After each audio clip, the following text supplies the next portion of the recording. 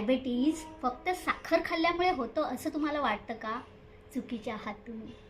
कारण कार्बोदके आपण कुठल्या प्रकारची खातो त्याच्यावर तुमच्या रक्तातील साखर ही डिपेंड असते.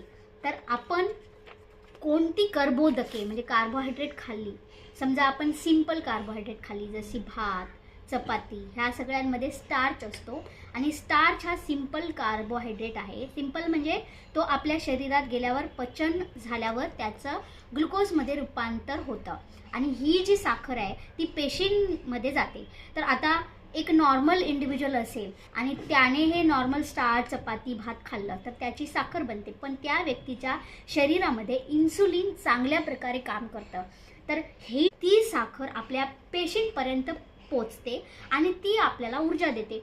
पण जेव्हा शरीरात इन्सुलिन कमी असतं किंवा ते कामच करत नाही तेव्हा ती साखर रक्तात तशीच राहते. ह्याला म्हणतात डायबिटीज.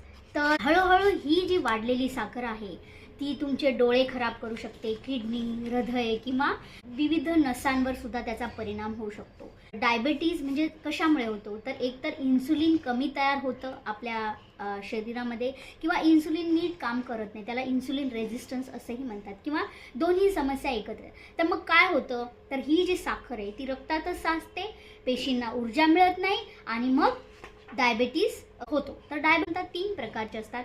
टाईप 1 म्हणजे तो इन्सुलिन मुळीच तयार होत नाही, लिटरली त्या व्यक्तींना इन्सुलिनचे इंजेक्शन घ्यावे लागतात. आणि दुसरा जो आहे टाईप 2 डायबिटीज म्हणतात त्याला, त्याच्यामध्ये इन्सुलिन असतं पण शरीर त्याचा योग्य वापरच करत नाही. भारतामध्ये टाईप 2 डायबिटीजचं प्रमाण अत्यंत जास्त आहे. आपल्या